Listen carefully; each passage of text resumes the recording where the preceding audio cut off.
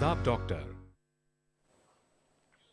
Good evening. आदाब आदाब doctor में हम आपका तहे दिल से इस्तकबाल करते हैं। जी हाँ, एक ऐसा शो जो हम हर जुमेरात और जुमे को लेकर आते हैं और आज एक दफ़ा फिर फ्राइडे के दिन इस प्रोग्राम को आपके लिए हम पेश कर रहे हैं।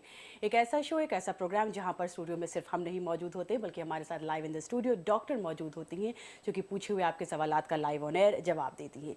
हमेशा की तरह आज एक दफ़ा फिर नहायत ही अहम मौजू पर हमारी बातचीत होगी डॉक्टर के साथ, और साथ ही साथ इसी मौजू के हवाले से अगर आप भी कोई भी सवाल डॉक्टर तक पूछना चाहते हैं, उन तक पहुँचाना चाहते हैं तो आप हमें कॉल कर सकते हैं। हमारा मौजू है इनफर्टिलिटी के हवाले से कोई भी आपका सवाल हो आप हमें कॉल कर सकते हैं। नंबर्स हैं हमारे 0402331380 और 0402331380। प्रोग्राम का हम आगाज़ करते हैं। सबसे पहले हमारे साथ जी हाँ मौजूद है डॉक्टर मानसा। गुड इवनिंग मैम, बहुत शुक्रिया आप तशरीफ़ लाई हैं, thank you so much.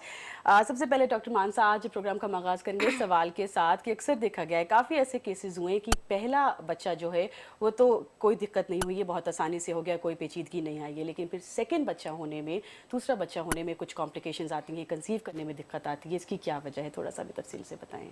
Actually ये कंप्लेंट को हम सेकेंडरी इनफर्टिलिटी कहेंगे। एक बच्चा होने के बाद या फिर एक प्रेगनेंसी आने के बाद, चाहे वो डिलीवरी तक रुके या फिर अबॉर्शन भी हो जाए, अगर सेकंड प्रेगनेंसी आने में अगर मुश्किल हम देखेंगे तो सेकेंडरी इनफर्टिलिटी हम कह सकते हैं। और सेकेंडरी इनफर्टिलिटी के लिए दोनों में भी रीजंस होने की चांसेस है। और लेडीज़ में जब हम देखेंगे ज़्यादा तो इन्फेक्शंस यानी वायरल इन्फेक्शंस बॉडी में होना और उसके साथ साथ ट्यूबल ब्लॉक्स, ये भी दो रीजंस है जिनके वजह से सेकेंडरी इनफर्टिलिटी तक वो पहुंच सकता है। और मेल्स में तो ज़्यादा लाइफस्टाइल की वजह से या फिर ज़्यादा स्मोकिंग और ड्रिंकिंग करने की वजह से काउंट और मोटिलिटी में ज़्यादा चेंजेस आते जाते रहते हैं और इनके वजह से भी सेकेंडरी इनफर्टिलिटी तक वो पहुंच सकते हैं। कोई एहतियात जो बरती जा सके जिससे कि सेकेंडरी इनफर्टिलिटी तक बात ना पहुंचे, कुछ प्रिकॉशंस लिए जा सकते हैं? एक्चुअली जब बच्चे चाहते हैं, बच्चों के लिए प्लानिंग किया जाता है तो ऐसे बैड हैबिट्स को अवॉइड करें और उसके साथ साथ जब भी प्लानिंग करें तो अगर इन्फेक्शंस है तो या फिर कुछ भी अगर इन्फेक्शंस के सिम्टम्स दिखाई दे तो तुरंत अगर उसकी इलाज किया जाता है तो ज़्यादा लोग बच सकते हैं। ओके मैम, फिर हम एक दफ़ा दोहराना चाहते हैं मेल इनफर्टिलिटी के बारे में कि इसकी क्या वजह होती है, कौन कौन से फैक्टर्स होते हैं जो कॉज करते हैं और मेल इनफर्टिलिटी तक पहुंचते हैं? मेल इनफर्टिलिटी के लिए 3 रीजंस हो सकते हैं। एक है काउंट में कुछ प्रॉब्लम्स और मोटिलिटी में प्रॉब्लम्स और कुछ इन्फेक्शंस होना, और ये तीनों को देखने के लिए हम सेमेन एनालिसिस करवाएंगे और ये टेस्ट मिलने के बाद 3 दिन का गैप रख के चौथा दिन हम करेंगे। और ये सेमेन एनालिसिस में सेमेन का क्वालिटी और उसका क्वांटिटी दोनों के लिए भी टेस्ट किया जाता है। जब क्वालिटी की बात हम करेंगे उनमें काउंट, मोटिलिटी और इन्फेक्शंस भी हम देखेंगे।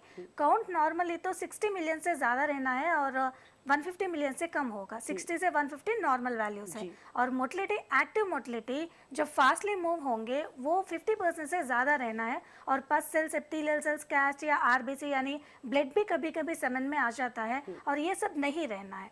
ये रहने से इन्फेक्शन है ऐसा हमें पता चलेगा। अगर ये नहीं है और एक्टिव मोटिलिटी है और काउंट है तो वो नॉर्मल है और क्वालिटी अच्छा है, ऐसा हम कह सकते हैं। ओके चलिए, प्रोग्राम का अब हम आगाज करते हैं। शामिल करते हैं पहली कॉल। गुड इवनिंग आदाब डॉक्टर जी। गुड इवनिंग, खुश आमदीद। कौन है हमारे साथ? मैं कामारेड्डी से बात कर रही हूँ, मेरा नाम तबस्सुम है। जी खुश आमदीद तबस्सुम, क्या सवाल है आपका? मेरा प्रॉब्लम ये है कि मेरी दो बेबी है। फिर और जैसे मेरे को क्या हो रहा है, लेकिन 3 मंथ से डेट डिले हो रही, 40 डेज में आ रही जी। तो और अपर लिप्स के ऊपर थोड़े हेयर्स, बारीक बारीक हेयर्स आ रहे। तो वो क्या हार्मोन इस वजह से डेट डिले होने से आ रहे, किस लिए आ रहे, आपसे मैडम से पूछने का था। ओके आपकी उम्र क्या है? 25 साल आपकी उम्र है। और कितना साल हो गया शादी को? शादी को 8 साल हो रहा जी। बेहतर मैम, क्या इनसे फर्दर पूछना चाहिए? और इससे पहले से ऐसा ही था मैडम, मेंस्ट्रुअल साइकिल कभी होता था, एक बेबी होने से पहले हुआ था ऐसे ही। अच्छा, और इसके लिए कुछ इलाज लिया आपने? जी, कुछ दवा यूज करे थे आप? नहीं, कुछ भी दवा यूज नहीं करे थे। अब ये 3 मंथ से हो रहा है ये प्रॉब्लम। अच्छा, 45 डेज में आ रही। ठीक है मैम ने आपका सवाल सुना है और ज़रूर आपकी मदद करती है। बहुत शुक्रिया कॉल करने के लिए। जी डॉक्टर, एक्चुअली 40 या 45 डेज में अगर साइकिल आया तो डिलेड साइकिल हम कह सकते हैं। और डिलेड साइकिल के लिए हार्मोनल इम्बैलेंस ही एक वजह है और ये हार्मोनल इम्बैलेंस दो तरह का हो सकता है। एक थायराइड का इम्बैलेंस से भी ये डिलेड साइकिल्स आ सकते हैं और पीसीओडी भी एक वजह बन सकता है। और आपने जो बताया कि अनवांटेड हेयर ग्रोथ भी ज़्यादा है, तो इसका वजह तो पीसीओडी होगा, यानी पॉलीसिस्टिक ओवेरियन डिसीज। जब आपके ओव्यूलेशन में दिक्कत होगा और ओव्यूलेशन के लिए जो हार्मोन्स रहेंगे उनमें इम्बैलेंस होगा, एफएसएच एलएच ये दो हार्मोन्स है, अगर एलएच ज़्यादा बढ़ जाता है तो आपका साइकिल्स भी डिले होंगे और इसके साथ साथ मोटापा भी बढ़ जाएगा और आपका जो कंप्लेंट है अनवांटेड हेयर ग्रोथ ये भी आने के चांसेस है। और इनके लिए आप होम्योपैथी का इलाज आप ले सकते हैं। होम्योपैथी के इलाज के साथ पीसीओडी को हम पूरी तरह से परमानेंटली ट्रीट कर सकते हैं, वो भी बिना कुछ हार्मोनल मेडिकेशन के। तो आप डॉक्टर चैतन्यास को कॉन्टैक्ट करने की कोशिश कीजिए। आपका पहले इन्वेस्टिगेशंस करके कैसा है, आपका हाल कैसा है, वो देखने के बाद आपको इलाज देंगे। तो मानसा, अक्सर आजकल देखा जा रहा है, कॉल्स के जरिए भी हमें पता चल रहा है, मैसेजेस और मेल्स भी हमारे पास आ रही हैं कि बहुत से लोग, ख़वातीन एंड मर्द हजरात भी थायराइड और डायबिटीज़ जैसी बीमारी से गुजर रहे हैं। बहुत आम ये बीमारी हो गई है, ये बीमारी भी इनफर्टिलिटी तक पहुंचती हैं। इसके बारे में आप हमें तफसील से बताइएगा। हमारे साथ कॉलर आ चुके हैं, हम इनको पहले ले लेते हैं। गुड इवनिंग, आदाब डॉक्टर। हेलो, आदाब डॉक्टर। खुश आमदीद जी। जी, मैं तहसीन बोल रही हूँ हैदराबाद से। क्या नाम बताया आपने? तहसीन। तहसीम हैदराबाद से। जी तहसीम, क्या सवाल है आपका? जी, मुझे ब्लीडिंग शुरू होने से पहले, पीरियड से 8 दिन पहले से मुझे बर्निंग शुरू हो जाती है और जब ब्लीडिंग शुरू हो जाती है 4-5 दिन के बाद से कम होती, लेकिन जब तक मैं दवा नहीं लूँ मुझे ब्लीडिंग कम ही नहीं होती और हर महीना मुझे यही रहती, जलन कमी नहीं होती। अच्छा। हर महीना ब्लीडिंग के लिए मुझे टैबलेट लेना पड़ता है, ब्लीडिंग कम होती ही नहीं और जलन भी हमेशा रहती है। जी तहसीम, आपकी क्या उम्र है? ये 43 इयर्स है। ओके, और वैसे आपकी ब्लीडिंग नॉर्मल है, मेंसेस? जी हाँ, नॉर्मल है, डेट टू डेट होती है, लेकिन ऐसा ही होता रहता है। बेहतर। तहसीम से आप कुछ और पूछना चाहेंगे डॉक्टर? आप बच्चे हैं मैडम आपको? जी, 2 बच्चे हैं मुझे, सीजरिंग हुई थी डिलीवरी और मैंने फैमिली प्लानिंग करवा लिया है। और ये कंप्लेंट कब से है आपको? मुझे 2-3 साल से मैं पूरे टेस्टिंग कराई, सब स्कैनिंग करवाई, सब करवाई, लेकिन मुझे कमी नहीं होती और कोई प्रॉब्लम ही नहीं है। मुझे थायराइड नहीं है, शुगर नहीं है, कुछ नहीं है। स्कैन में भी कुछ नहीं पता चला है मैडम? जी, कुछ भी नहीं है। और आपके इन्फेक्शन बताए, लेकिन वो इन्फेक्शन की भी दवाएं बहुत ली, में कमी नहीं होती मुझे।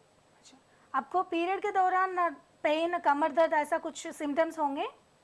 हाँ, वो नॉर्मली पेन रहता है, बस कमर में दर्द। और वाइट डिस्चार्ज का कुछ कंप्लेंट है आपको? भी होता है, हाँ। जलन बहुत होती मैम। अब मैं ब्लीडिंग 11 तारीख से स्टार्ट हुई, तभी तक कमी नहीं हुई। दवा ले रही हूँ, बहुत एमएफ खाती हूँ तो भी कभी कम हो जाता है, कभी कम ही नहीं होता। ठीक है, ठीक है। तहसीम, बहुत शुक्रिया आपने कॉल किया। डॉक्टर ज़रूर आपकी मदद करेंगी। जी डॉक्टर ने ख़ास तौर पे बर्निंग सेंसेशन के बारे में बताया है। जी एक्चुअली ये एक इन्फेक्शन का सिम्टम है। पेल्विक इन्फ्लेमेटरी डिसीज जब होंगे फीमेल्स में, ये कंप्लेंट्स आने के बहुत सारे चांसेस है। और पीआईडी जब भी होगा, अंदर जो कुछ भी पार्ट्स होंगे, यानी यूट्रस या फिर एंडोमेट्रियम जहाँ भी होगा, वो इन्फ्लेमेशन हो जाने की वजह से वो पेन भी महसूस होगा और ब्लीडिंग, क्रॉनिक ब्लीडिंग, यानी बहुत देर तक ये ब्लीडिंग कंटिन्यू होना, ये भी कंप्लेंट हम देख सकते हैं। और कुछ लोगों में बहुत सारा दर्द होना और क्लॉट्स गिरना, ये भी हम देखेंगे। और ये पीआईडी के वजह से ही ये सारे कंप्लेंट्स, बर्निंग, ये सब भी आपको महसूस हो रही है, क्योंकि जेनिटल पार्ट में पूरे आपका इन्फ्लेम्ड है, यानी इन्फेक्शंस भी है। तो उसके लिए आपको ट्रीटमेंट की ज़रूरत है। अगर ये ऐसे ही रहता है तो आपका जेनिटल पार्ट्स जो है उन्हें डैमेज होने के भी चांसेस हैं। तो आप बहुत जल्द आप इनके लिए ट्रीटमेंट लेने की कोशिश कीजिए। यह हमारे होम्योपैथिक मेडिकेशन के साथ पूरा चले जाएगा। तो ये पेल्विक इन्फ्लेमेटरी डिजीज़ आपने सजेस्ट किया है उन्हें। एक और हम कॉल लेते हैं। गुड इवनिंग, आदाब डॉक्टर। आदाब, गुड इवनिंग। खुश आमदीद। थैंक यू जी अपना नाम बताइए। जी, मेरा नाम शांति है, मैं लद्दाख से बोल रही हूँ। जी शांति, क्या सवाल है आपका? जी, मैं पूछना चाहती हूँ, मेरा एज 41 ईयर है और मेरे हस्बैंड डिफेंस में है। हमारा ट्रांसफर होते रहता है इधर उधर। तो मैं जब अरुणाचल में पहले थी तब मेरा पीरियड एकदम रेगुलर आता था। अभी मैं लद्दाख में 1 साल से हूँ। यहाँ पे जब से आई हूँ तब से मेरा पीरियड मतलब 8 दिन 9 दिन पहले आ जाता है, जबकि पहले मेरा कभी भी ऐसा नहीं था। मेरा सिर्फ 1 दिन का आगे पीछे का मतलब टाइमिंग था, ऐसा कभी गड़बड़ नहीं होता था। और मेरे को ना पेट में दर्द होता था, ना कमर में दर्द होता था।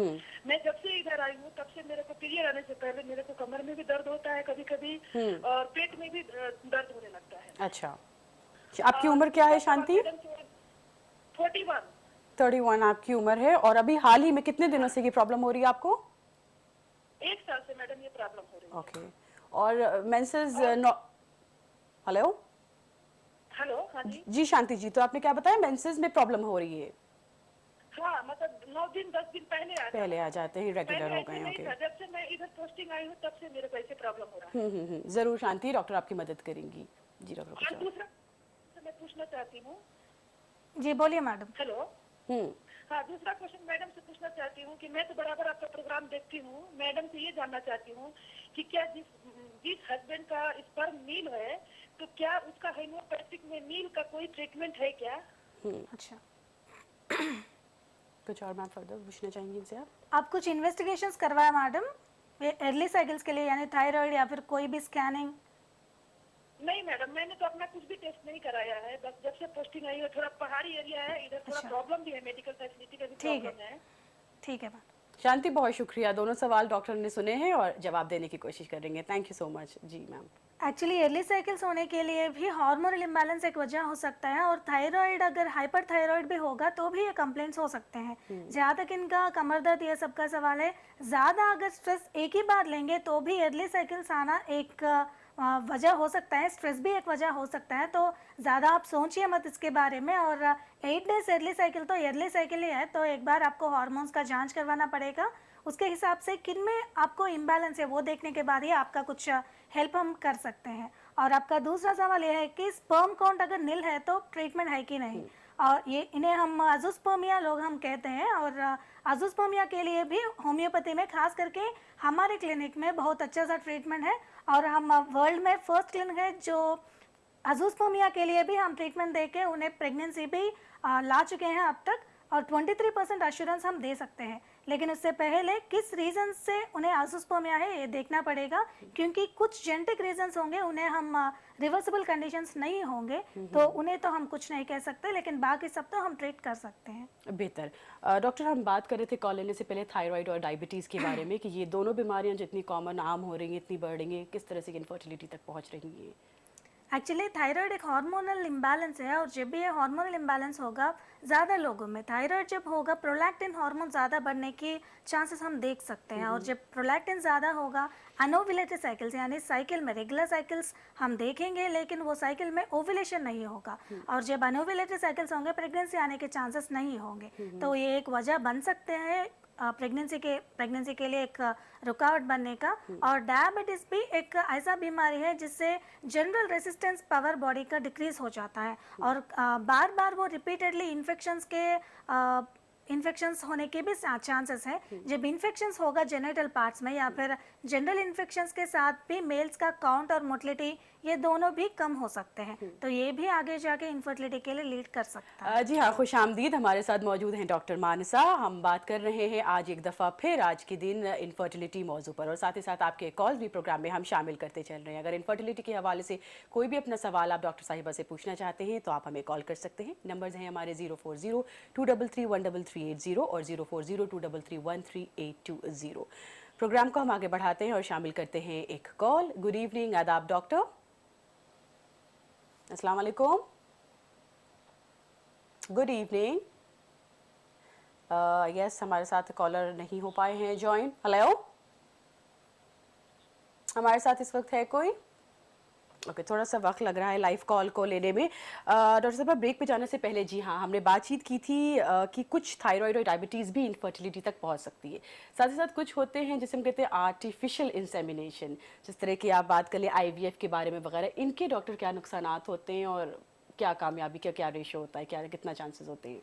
Actually artificial methods of pregnancy IUI और IVF दो तरह के होंगे। जब मेल का सेमेन अगर फीमेल में इंट्रोड्यूस किया जाता है तो वो IUI हम कहेंगे, लेकिन IUI के साथ फीमेल अगर नॉर्मल भी हो, फीमेल का ओवुलेशन अगर नॉर्मल हो तो भी उन्हें ज़बरदस्त वो मेडिसिन दिया जाता है, हार्मोनल इंजेक्शन दिया जाता है, ताकि जो उन्हें चाहिए उसी दिन एग रप्चर हो, और ज़्यादा एग्स पाने के लिए भी ज़्यादा मेडिसिन का इस्तेमाल भी वो करेंगे। उसके साथ साथ आगे जाके हार्मोनल इम्बैलेंस होने के चांसेस है और ओनली 15% तक चांसेस ही है आईयूआई में सक्सेस रेट, ओनली 15% तक है। और वो भी अगर मेल और फीमेल में पूरे जेनिटल पार्ट्स नॉर्मल है, पैदाइशी जेनिटल पार्ट्स नॉर्मल है, तो आर्टिफिशियल टेक्निक्स के लिए जाने की कोई ज़रूरत नहीं। और आईवीएफ के लिए भी कुछ लोगों को हम भी एडवाइस करेंगे, जिन लोगों में ट्यूब्स अगर नहीं होंगे या फिर किसी इमरजेंसी ऑपरेशन के जरिए उन्हें निकाला जाता है तो उन्हें नेचुरली कंसीव करने के ऑप्शंस नहीं रहेंगे, तो हम भी उन्हें सजेस्ट करेंगे। लेकिन जब तक पार्ट्स अंदर सही है उन्हें नेचुरली ही कंसीव करना अच्छा होगा, क्योंकि बिना कुछ साइड इफेक्ट्स का और जो बच्चा होगा वो भी हेल्दी रहने के बहुत सारे चांसेस होंगे। ओके, प्रोग्राम को आगे बढ़ा के हम एक कॉलर की तरफ बढ़ते हैं। गुड इवनिंग, आदाब डॉक्टर। हेलो जी अस्सलाम वालेकुम, खुशामदीद। क्या नाम है आपका? मेरा नाम जमीला है। हम्म, जमीला। जमीला, कहाँ से हैं आप? हाँ, जमशेदपुर से। जी जमीला, आपका क्या सवाल है?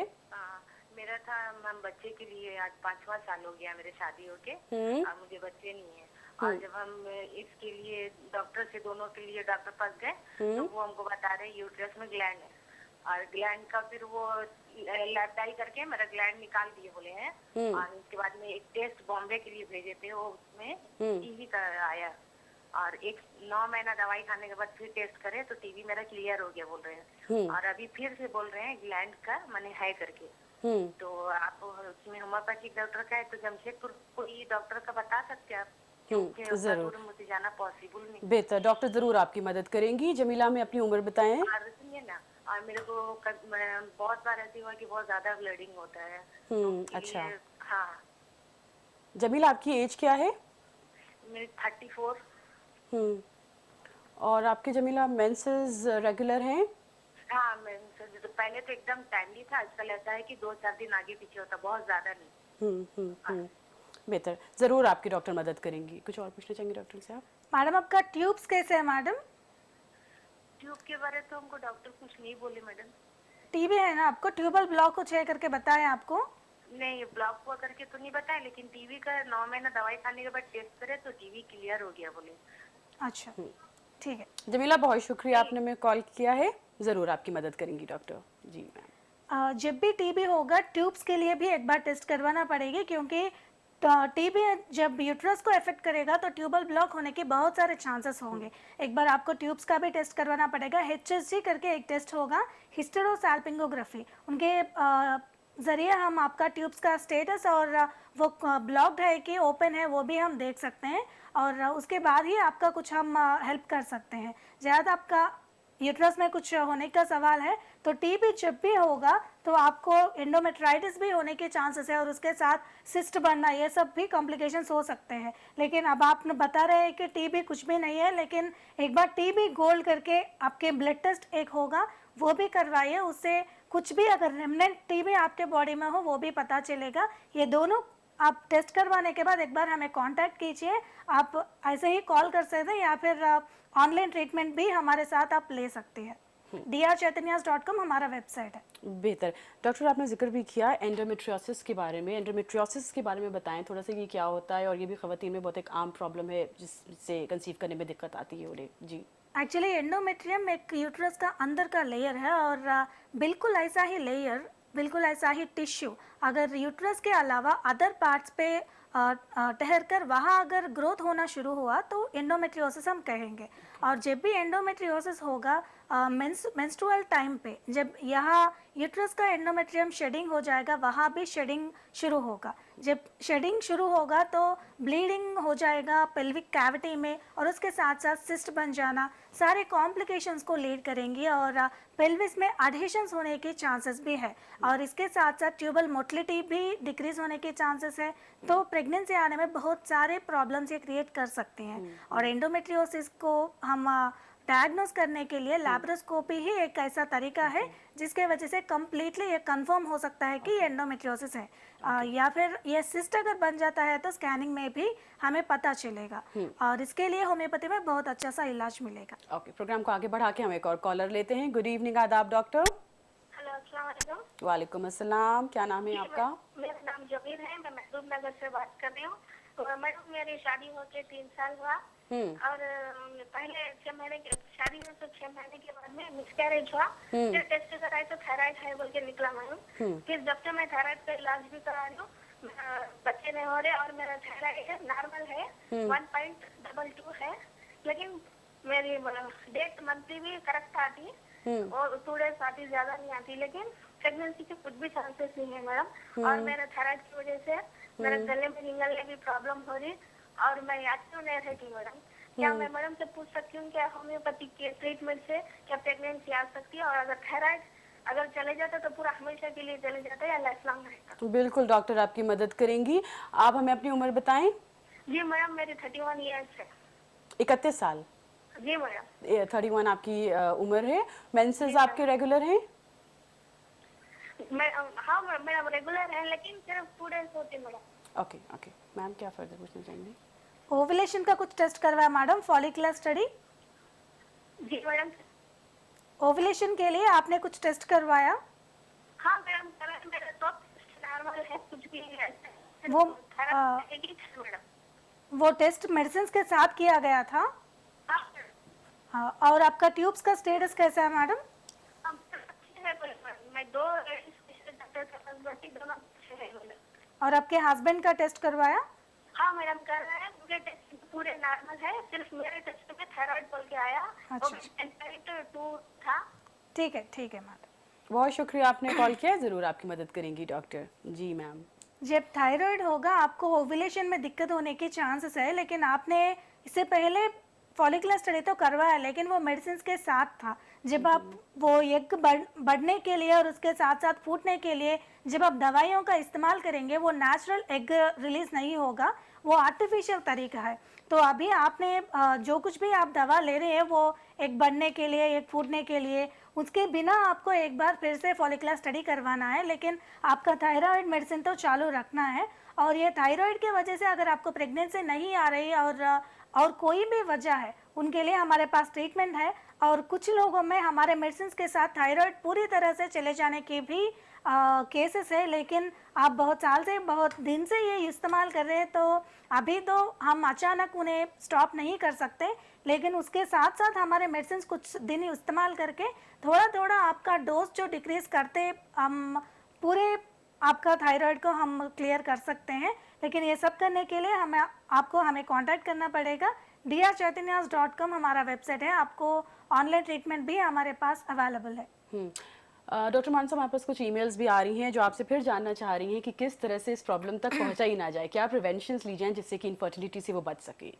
पहले जब प्रेगनेंसी प्लान कर रहे हैं, अगर प्लान नहीं कर रहे तो भी ज़्यादा हार्मोन्स का इस्तेमाल नहीं करना चाहिए, चाहे वो ओरल कॉन्ट्रासेप्टिव पिल्स हो या फिर मेंस्ट्रुअल इरेगुलरिटीज के लिए या फिर प्रेगनेंसी लाने के लिए जो मेडिसिन प्रिस्क्राइब किया जाता है, ज़्यादा वो हार्मोन्स ही रहेंगे। तो वो हार्मोन्स का लेना कम करनी चाहिए और हेल्दी हैबिट्स, हेल्दी डाइट लेने से, उसके साथ साथ रेगुलर एक्सरसाइज करने से हार्मोनल बैलेंस अटेन किया जाता है। तो हार्मोनल बैलेंस से मेल्स और फीमेल्स दोनों में भी हम खास करके फीमेल्स में ओव्यूलेशन में दिक्कतें ये सब अवॉइड कर सकते हैं। उसके साथ साथ हेल्दी प्रेगनेंसी लाने में हमें वो मदद करेंगे।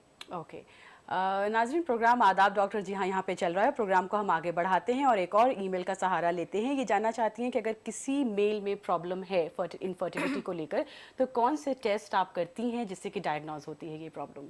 इनफर्टिलिटी के लिए 2 तरह के प्रॉब्लम्स हो सकते हैं मेल में।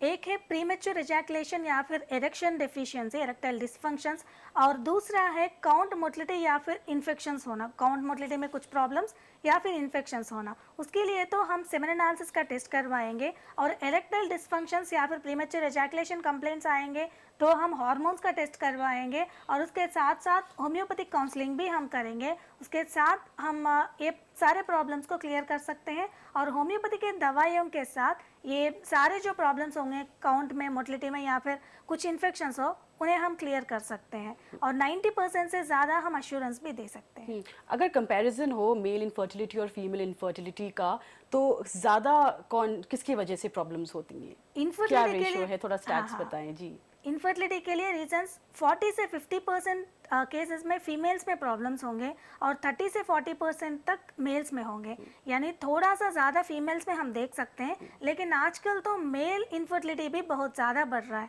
आजकल लाइफस्टाइल और अल्कोहल स्मोकिंग ये सब रीजंस के साथ भी मेल इनफर्टिलिटी ज़्यादा बढ़ रहा, और स्ट्रेस लेवल्स भी आजकल लोग ज़्यादा ले रहे हैं, उसके वजह से भी एरेक्शंस में प्रॉब्लम्स और हार्मोनल इम्बैलेंसेस मेल्स में भी बढ़ रहे, तो उसके वजह से भी मेल इनफर्टिलिटी आजकल बढ़ रहा। ओके नाज़रीन, आप हमारे साथ शामिल हैं प्रोग्राम आदाब डॉक्टर में, और हम बातचीत कर रहे हैं आज एक दफ़ा फिर इनफर्टिलिटी मौजू पर। हमारे साथ मौजूद हैं डॉक्टर मानसा। साथ ही साथ प्रोग्राम में हम आपके सवाल भी शामिल करते जा रहे हैं। अगर कोई भी सवाल है हमें आप कॉल कर सकते हैं। नंबर्स हैं 040233133380 और 040233133820। हमारे साथ मौजूद हैं डॉक्टर मानसा, तशरीफ़ लाई हैं ये डॉक्टर चैतन्या क्योर क्लिनिक से, और हम बात कर रहे हैं इनफर्टिलिटी मौजू पर। जी हाँ, ये वो बीमारी है जहाँ पर कपल्स को दिक्कतें आती हैं कंसीव करने में, या फिर रिपीटेड अबॉर्शन या मिसकैरेजेस से कपल्स को गुजरना पड़ता है। प्रोग्राम में हम लाइव कॉल शामिल कर रहे हैं। कोई भी सवाल है आप डॉक्टर से पूछ सकते हैं लाइव ऑन एयर। नंबर्स हैं 040233133380 और 040233133820। प्रोग्राम में शामिल करते हैं लाइव कॉल। गुड इवनिंग, आदाब डॉक्टर। हेलो, अस्सलाम वालेकुम। वालेकुम सलाम। जी, मैं कश्मीर से बोल रही हूँ। क्या नाम है आपका? जी, मेरा नाम बिल्किस है। क्या नाम है आपका? बिल्किस। बिल्किस, खुश आमदीद। क्या सवाल है आपका? जी, मेरी शादी को 4 साल हो गए, अभी मैंने कंसीव नहीं किया। तो हाँ, यहाँ पर फैरोज़ा पार्क आई थी मुंबई से, फिर मैंने उनके से टेस्ट करवाए थे। मेरे हस्बैंड के टेस्ट मोर्टेलिटी 10 है। तो अपने टेस्ट मैंने सारे करवाए, वो मेरी नॉर्मल है। तो आप मुझे इसके बारे में कुछ बता सकती हो? ओके, बेहतर। आपने आपके सब कुछ नॉर्मल है। आपकी उम्र क्या है? जी, मेरी 28 है। और आपके मेंसेस रेगुलर हैं? जी। बेहतर, ज़रूर डॉक्टर आपकी मदद करेंगी। Excuse me please. जी जी, और ये मुझे खाली सिस्ट के बारे में बोलते, बच्चेदानी के बाहर है। तो उसके बारे में आप बोलिए। ज़रूर डॉक्टर मदद करेंगी आपकी। जी मैम। Thank you. आपके हस्बैंड का काउंट कितना है मैडम? 10 मोर्टेलिटी है। मोर्टेलिटी 10 है मैडम, काउंट कितना है? काउंट 45 शायद। उसके बाद उन्होंने टेस्ट नहीं करवाए, लेकिन दवाई वो खा रही है। अच्छा, ठीक है मैडम। बहुत शुक्रिया आपने कॉल किया, ज़रूर आपकी मदद करेंगी डॉक्टर। जी मैम, क्या कहेंगी इनके लिए आप? 45 मिलियंस काउंट तो कम है मैडम, 60 मिलियंस के ऊपर रहना है स्पर्म काउंट को, क्योंकि स्पर्म काउंट वेरिएशन होती जाती है, फ्लक्चुएशन स्पर्म काउंट में हम बहुत बार देखेंगे, तो वो 60 से ज़्यादा रहनी चाहिए, ताकि अगर वो कुछ भी कम हो जाए तो वो 50 तक पहुंच सकता है। लेकिन आपका तो 45 मिलियंस है, तो वो बहुत कम है। और उसके साथ साथ आपका जो मोर्टेलिटी बताया गया है, एक्टिव मोर्टेलिटी 50% से ज़्यादा रहना पड़ेगा, और 10% मोर्टेलिटी तो बहुत कम है। उसका वजह हो सकता है आपके हस्बैंड बहुत हीट रेडिएशन के लिए एक्सपोज करता हो। हीट के लिए बहुत एक्सपोज होने वाले लोगों में टेस्टोस्टेरोन कम हो जाने से, और उसके साथ साथ एनवायरमेंटल हीट बढ़ जाने के वजह से टेस्टिस प्रोडक्शन नहीं कर पाती है, तो उसके वजह से भी काउंट कम आने के भी चांसेस है, और ज़्यादा इन्फेक्शंस रहने से भी मोर्टेलिटी कम हो जाती है। तो ये दोनों के लिए आपके हस्बैंड को टेस्ट करवाना पड़ेगा। और आपके लिए जो सवाल था, वो सिस्ट है यूट्रस के बाहर, वो ओवरी में सिस्ट होने के चांसेस है। उसके वजह होगा हार्मोनल इम्बैलेंस, और वो हार्मोन्स के लिए पहले टेस्ट करवाना पड़ेगा। वो हार्मोन्स देखने के बाद अगर उसमें कुछ इम्बैलेंस है, तो आप दोनों भी होम्योपैथी का दवा ले सकते हैं, और काउंट और मोर्टेलिटी बढ़ाने में हम 90% से ज़्यादा हम एश्योरेंस दे सकते हैं। ऐसे बहुत सारे केसेस जो अब तक हम सक्सेस हो चुके हैं, वो drchaitanyas.com वेबसाइट में क्यूट केसेस में है। एक बार आप वो देख लीजिए और हमें कांटेक्ट करने की कोशिश कीजिए। बेहतर, एक हम और कॉल लेते हैं। गुड इवनिंग आदाब doctor. Good evening ma'am. Good evening. हाँ, मैं सुनीता फैजाबाद से बोल रही हूँ। थोड़ी अपनी आवाज़ तेज़ करके अपना सवाल पूछें। खुश आमदीद। हाँ, मैं फैजाबाद से सुनीता बोल रही हूँ। और मेरी शादी को 2.5 साल हो गए हैं। जी। और मैंने टेस्ट कराया, उसमें पता चला यूट्रस में फाइब्रोइड है, और मुझे थायराइड है। और मैं कंसीव नहीं कर पा रही हूँ। मैंने एक टेस्ट भी करा चुके हैं कि नली में मतलब ऐसा कुछ तो रुकावट तो नहीं है, ऐसा कुछ नहीं है। और अभी थायराइड मेरा नॉर्मल है। जी, क्या उम्र है आपकी? मेरी उम्र 28 साल की है। क्या उम्र है आपकी? 28 साल, 28। 28 ईयर्स ऑफ एज है आपकी उम्र। मैम क्या हाँ, पूछना तो मैं चाहिए? कंसीव नहीं कर पा रही हूँ। तो ऐसी कौन सी प्रॉब्लम है कि मैं कंसीव नहीं कर पा रही हूँ? और अभी आपका फॉलिकुलर स्टडी कुछ करवाया मैडम, ओव्यूलेशन कैसा है? ओवुलेशन का मैंने अभी टेस्ट कराया है हाल में कि वो अंडा वो बनने का वो नॉर्मल है। और अभी वो ओव्यूलेशन का टेस्ट आप मेडिसिन लेते हुए करवाया मैडम? नहीं, मेंसेस के 4 दिन पहले मैंने करवाया था।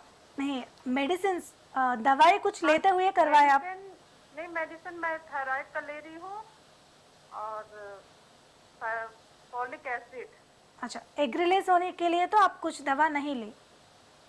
नहीं, दवा मैंने पहले लिया था लेकिन कुछ ऐसा हुआ नहीं, कंसीव नहीं हुआ, इसलिए डॉक्टर ने दवा नहीं दिया।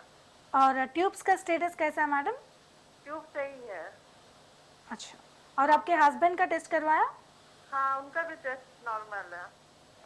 ओके मैडम, बहुत शुक्रिया आपने हमें कॉल किया, थैंक यू सो मच।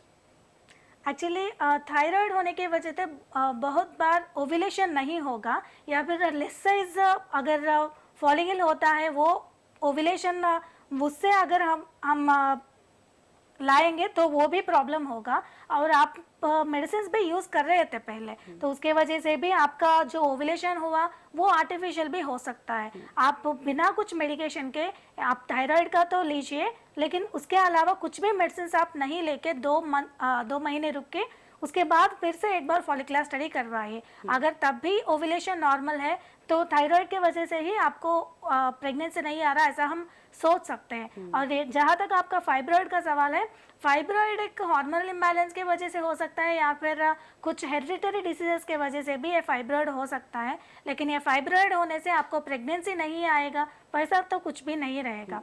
जब फाइब्रॉइड का साइज बहुत ज़्यादा बढ़ जाता है तो लोगों में अबॉर्शंस होने की चांसेस है। तो उसके लिए हम देख सकते हैं वो प्रेगनेंसी आने के बाद, लेकिन अब तो पहले आप ओव्यूलेशन के लिए टेस्ट करवाइए, वो भी बिना कुछ मेडिसिन के 2 महीना रुक के, उसके बाद हम बात करेंगे। ऑलराइट, एक और हम कॉल लेते हैं। गुड इवनिंग, आदाब डॉक्टर। हाँ जी, हेलो। गुड इवनिंग, खुश आमदीद जी। कौन है इस वक्त हमारे साथ, क्या नाम है आपका? संध्या, रांची से। क्या सवाल है आपका? डॉक्टर से मेरा ये सवाल है कि इन्फेक्शन आपकी आवाज़, माजरत चाहते हैं, आपकी आवाज़ बिल्कुल हम तक नहीं आ रही है, थोड़ा सा तेज़ पूछें ताकि डॉक्टर आपका सवाल समझ सकें। हाँ जी, मेरा सवाल ये है कि इन्फेक्शन की वजह से मेरा ट्यूब जो है वो ब्लॉक हो गया है। बस मैं ये जानना चाहती हूँ कि होम्योपैथी में क्या इसका इलाज संभव है? इन्फेक्शन की वजह से आपने टेस्ट करवाया अपना कोई? क्या इन्फेक्शन है? वो ट्यूबरक्लोसिस का इन्फेक्शन था। आपकी उम्र क्या है? 32। और एक्सक्यूज मी जी। वो 9 महीने का कोर्स पूरा किया तो वो इन्फेक्शन जो है वो खत्म हो गया, लेकिन फिर से इन्फेक्शन हुआ तो उसका फिर से 6 महीने का दवा हम खाएं। अच्छा। तो अभी तो इन्फेक्शन नहीं है, तो मैडम से हमको इतना ही जानना था कि वो ट्यूब होम्योपैथी में ट्यूब खुल सकता है कि नहीं, और इन्फेक्शन जो है वो पूरी तरह से कैसे जाएगा, पूरी तरह से कैसे क्योर होगा, रूट से कैसे हटेगा? जी डॉक्टर, कुछ फर्दर पूछना चाहेंगे सर आप? बहुत शुक्रिया, ज़रूर मैम आपकी मदद करेंगे। Thank you so much for the call. जी डॉक्टर। टीबी कुछ लोगों में बार बार ऐसे ही रिपीटेड अटैक्स आने के चांसेस है, क्योंकि डॉर्मेंट स्टेज में वो टीबी अंदर ही रहेगा। लोग सोचते हैं कि एंटी ट्यूबरकुलर ट्रीटमेंट लेने के बाद वो 6 महीना हो या फिर 9 महीना हो, वो महीने के बाद वो पूरे बॉडी से चला जाएगा, लेकिन वो डॉर्मेंट कंडीशन में बॉडी में ही रहने की वजह से जब उनका रेजिस्टेंस पावर डिक्रीज होगा और उनका बॉडी का ससेप्टेबिलिटी इंक्रीज होगा, तब फिर से उनका सिम्टम्स और उसका इफेक्ट हमें दिखाना शुरू करेंगे। और अभी आपका वही हाल हो रहा, अभी भी आप में इन्फेक्शंस, वो भी टीबी इन्फेक्शन होने के भी चांसेस है। टीबी गोल्ड का आपको एक टेस्ट करेंगे, खून का महीना है वो, टीबी गोल्ड एक टेस्ट करवाइए। उसके बाद अगर टीबी नहीं है तो भी आपको उससे पहले जो टीबी था उसकी वजह से भी आपका ट्यूबल ब्लॉक हो सकता है। और होम्योपैथिक दवाई के साथ हमारे क्लिनिक्स में ट्यूबल ब्लॉक को हम 5 से 6 महीने के वक्त में हम ओनली मेडिकेशन के साथ बिना कुछ सर्जरी के हम बहुत केसेस में ट्यूबल ब्लॉक क्लियर कर चुके हैं, और 90% से ज़्यादा हम आपको एश्योरेंस भी दे सकते हैं। ऐसे बहुत सारे केसेस हैं जो हम रखे हैं drchaitanyas.com में क्यूर्ड केसेस में। एक बार वो देख लीजिए और उसके बाद हमें कांटेक्ट करने की कोशिश कीजिए। बेहतर, एक और हमारे साथ कॉलर हो चुके हैं शामिल। गुड इवनिंग, आदाब डॉक्टर। डॉक्टर आदाब, खुश आमदीद। क्या नाम है आपका? जी, मेरा नाम काउंसर है, मैं कश्मीर से हूँ। क्या सवाल है आपका? जी, मेरी प्रॉब्लम ये है कि मेरे जो पीरियड्स होते हैं मंथली, वो बहुत ज्यादा हैवी, बहुत फ्लो होता है। उसके लिए मैं क्या करती हूँ, मुझे वो ट्रांसस्टार वो पास 500 वो टैबलेट में लेती हूँ, वो मुझे पर डे लेनी पड़ती है एक एक। ओके। तो फिर भी कोई फर्क नहीं पड़ता और क्लॉटिंग बहुत ज्यादा हो जाती है, हद से ज्यादा। आज मेरे पिछले मंथ में मेरी पीरियड्स हुए थे 20th को, 20th नवंबर, आज 14th को हुई। लेकिन अभी 8 दिन है, पिछले फ्राइडे को हुए थे मुझे पीरियड्स, आज ये बिल्कुल 8 दिन हुए। आज भी मुझे थोड़ी सी वो क्लॉटिंग हुई, तो मैं बहुत, और मेरा पेट थोड़ा सा फूल गया है। और तकलीफ भी, दर्द भी आपको रहता है? जी नहीं, दर्द वर्द बिल्कुल नहीं होता। ओके, बेहतर। और आपकी मेरा TSH है वो थोड़ा सा रेज होता है, यही 6.77 ऐसा ही होता है। और मेरी प्रॉब्लम ये है कि मुझे है माइलोडिस्प्लेशिया। आपको क्या है? माइलोडिस्प्लेशिया, वो बेहतर, डॉक्टर जरूर आप। मैरो में। हाँ, आपकी उम्र क्या है? माइलोडिस्प्लेशिया। ओके, डॉक्टर ने आपका सवाल सुन लिया है, जरूर आपकी मदद करेंगी। हमें आप बताएं आपकी उम्र क्या है? बहुत जिंदगी से तंग आ चुकी हूँ, मेरी एज है यही कोई 40-41 के करीब। और मैं वो इंजेक्शन लेती हूँ। इस बारी मैंने फ्राइडे को, जो लास्ट फ्राइडे, मैंने, मुझे बहुत ज्यादा है, फिर मैं वो इंजेक्शन मैंने लिया था वो ट्रांसस्टार, तो भी कोई फर्क नहीं। घर के नुस्खे भी, वो हल्दी वगैरह, वो ये, उससे कोई फर्क नहीं। प्लीज इंशाल्लाह आपको, आपकी जरूर मदद होगी, आपको आराम मिलेगा, फिक्र बिल्कुल ना करें। डॉक्टर ने पूरा आपका सवाल सुना है और पूरी कोशिश करी है आपकी मदद करने की। बहुत शुक्रिया आपने हमें। डॉक्टर कुछ और further on my TV sir, कुछ और आप पूछना चाहेंगे इनसे? ये प्रॉब्लम कब से है मैडम आपको? ये मुझे है, ये 2008 से मुझे ये पता चला। और आपका यूट्रस का कुछ स्कैनिंग निकाला आपने? यस। हाँ। मैम, क्या प्रॉब्लम है उसमें? ये मुझे पीरियड्स बहुत ज्यादा हैवी होते हैं, बहुत क्लॉटिंग होती है। हाँ, डॉक्टर आपसे पूछ रही हैं, आपने कोई टेस्ट कराया, कोई स्कैनिंग करवाई? जी वो ट्रांसवेजनल, वो क्या कहते हैं उसको? जी, TVS। हाँ, उसमें क्या पता मैंने चला? 2 बार, उसमें थोड़ी सी वो बल्कीनेस, ये मुझे, मेरा जो ये फर्स्ट बच्चा है वो है इस वक्त 12 इयर्स का। तो ओके। उसी दिन से मुझे बहुत ज्यादा क्लॉटिंग होने शुरू हुई और पीरियड्स भी बहुत हैवी। आज 12 साल से मुझे कंटिन्यूअसली यही प्रॉब्लम है। ठीक है मैम। पीरियड्स में मुझे एक बात होती है, मुझे 6 से 8 दिन पहले हो जाते हैं period। ठीक है, ठीक है डॉक्टर ने पूरा आपका सवाल सुना है, पूरी कोशिश करी आपकी मदद करने की। बहुत शुक्रिया, आपने हमें कॉल किया। जी मैम, कैसे मदद करेंगी? आपका यूट्रस बल्कि है मैडम, इसका मतलब है एंडोमेट्राइटिस भी हो सकता है। एंडोमेट्रियम आपका इन्फ्लेम्ड कंडीशन में है, और जब इन्फ्लेम्ड कंडीशन में एंडोमेट्राइटिस होगा तो बॉडी नेचुरली वो एंडोमेट्रियम जो बढ़ के है उसे एलिमिनेट करने की कोशिश करेगी। उसी की वजह से आपको इतना ज़्यादा ब्लीडिंग, अर्ली साइकिल्स भी आ रहे हैं और क्लॉट्स भी गिर रहे हैं। और ये सारे आपको जो कंप्लेंट्स है उसके लिए आप होम्योपैथी का दवा यूज़ कर सकते हैं। जो कोई भी प्रॉब्लम हो उसके लिए हम इलाज कर सकते हैं और आपका मेंसेस हम ठीक कर सकते हैं। drchaitanyas.com हमारा वेबसाइट है, आप ऑनलाइन ट्रीटमेंट हमारे साथ ले सकते हैं। नाज़रीन, आप हमारे साथ शामिल हैं प्रोग्राम आदाब डॉक्टर में। हम बातचीत कर रहे हैं इनफर्टिलिटी मौजू पर। हमारे साथ मौजूद हैं डॉक्टर मानसा, जो कि आपके पूछे हुए सवालात का लाइव ऑन एयर जवाब दे रही हैं। आप भी हमें कॉल कर सकते हैं, नंबर्स हैं 04023313380 और 04023313820। फिलहाल हम प्रोग्राम को आगे बढ़ाते हैं और एक लाइव कॉल की तरफ बढ़ते हैं। गुड इवनिंग, आदाब डॉक्टर। अस्सलाम वालेकुम। वालेकुम अस्सलाम, मेरा नाम रुमाना है, मैं हैदराबाद से बात कर रही हूँ। जी रुमाना, खुश आमदीद। क्या सवाल है, क्या पूछना चाहती हैं आप? मुझे, मेरी शादी होके 3 साल हो चुके हैं। मेरे को एक लड़की हुई थी वो एक ही साल में, फिर उसका डेथ हो गया बिकॉज शी गॉट फिट्स। उसका हार्ट में होल था और उसको जॉन्डिस भी था, उसकी वजह से उसका इंतकाल हो गया 1.5 महीने में। उसके बाद में I have done so many treatments, बहुत सारे ट्रीटमेंट्स करवाए, लैप्रोस्कोपी भी करवाई, कुछ भी फायदा नहीं हुआ। उसके बाद मैंने ट्रीटमेंट्स करवाना छोड़ दिया। अब 3 महीने पहले मेरा अबॉर्शन हुआ क्योंकि उसमें जेस्टेशनल सैक बताया गया 13 mm का। लाइट ब्लीडिंग हो रही थी। मुझे जाके जब चेकअप अल्ट्रासाउंड स्कैनिंग किया तो पता चला कि उसमें 13 mm का जेस्टेशनल सैक है, बट फीटल वायबिलिटी नहीं दिखी। उसकी वजह से फिर मेरा अबॉर्शन करवाना पड़ा।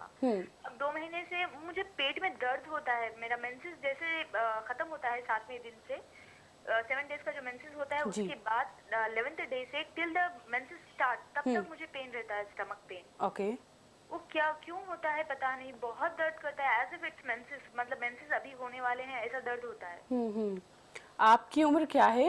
मेरी उम्र 25 इयर्स है, अभी रनिंग है। 25 इयर्स ऑफ एज आपकी उम्र है। और शादी को कितना अरसा हुआ है? 3 साल हुए हैं। और वैसे आपके मेंसेस रेगुलर हैं? हाँ, मेंसेस रेगुलर है, मतलब 2-3 दिन आगे पीछे होते हैं यूजुअली, मगर रेगुलरली आते हैं, every month I get menses. Okay, और अब आप कंसीव करना चाहती हैं? मैं कंसीव बहुत, I am very curious to like have a baby, but unfortunately ऐसा कुछ definitely doctor will help you out, no worries, इंशाल्लाह सब अच्छा होगा। डॉक्टर आपसे कुछ पूछना चाहेंगी मैम? कुछ पूछना चाहेंगी?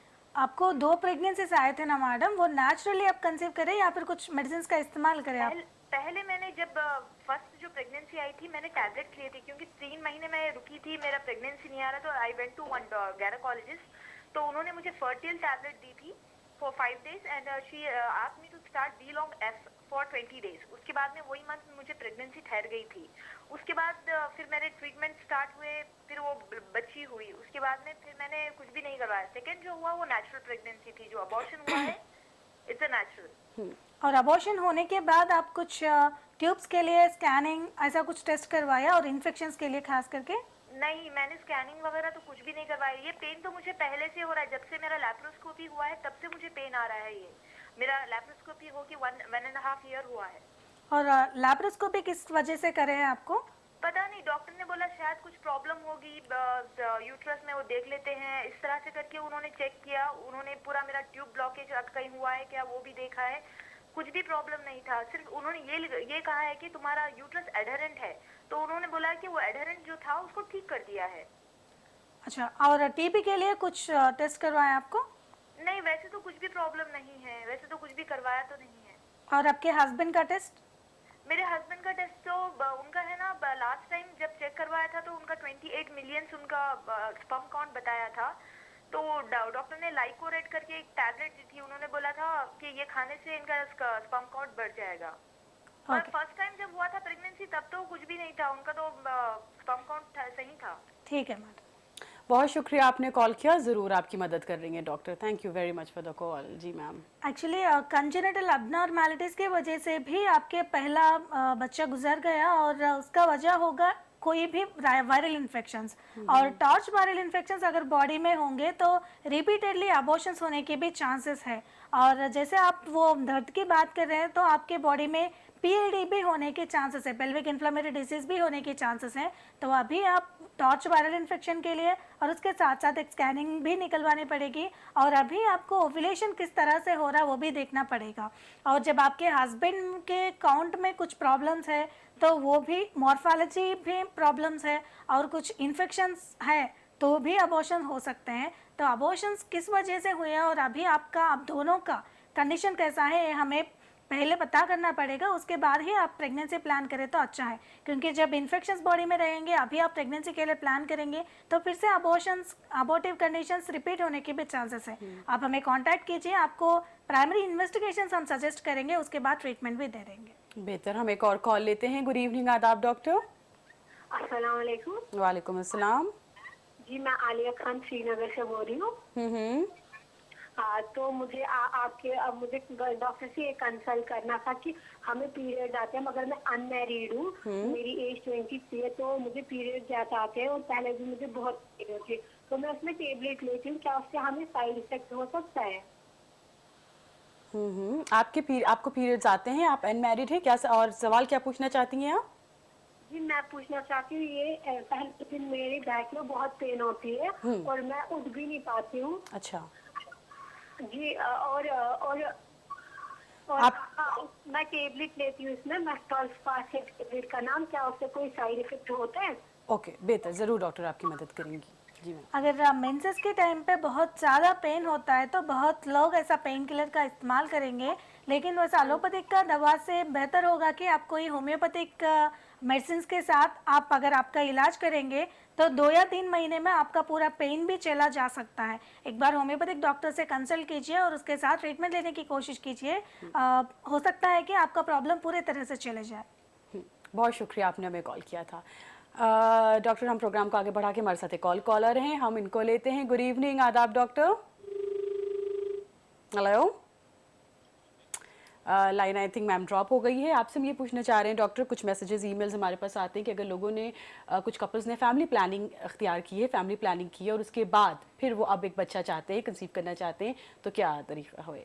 एक्चुअली फीमेल्स में जब फैमिली प्लानिंग किया जाता है तो ट्यूबेक्टमी करेंगे। जब ट्यूबेक्टमी होगा और उसके बाद बच्चे चाहेंगे तो वो ट्यूब्स रीओपन कर सकते हैं। ट्यूबल रिकैनलाइजेशन एक सर्जरी होगा, उसके साथ ट्यूब्स रीओपन किया जाता है। लेकिन वो ट्यूब्स रीओपन करने के बाद बहुत लोगों में ऐसे ही स्थिति में बहुत ज़्यादा दिन क्लोज्ड कंडीशन में रहने के वजह से वो फिर से क्लोज होने की भी चांसेस है। तो ये ऑपरेशन करने के बाद 3 महीने के बाद ट्यूब्स का स्टेटस देखा जाता है और उसके बाद अगर ट्यूब्स पेटेंट है तो 90% तक वो नेचुरली कंसीव करने के चांसेस है।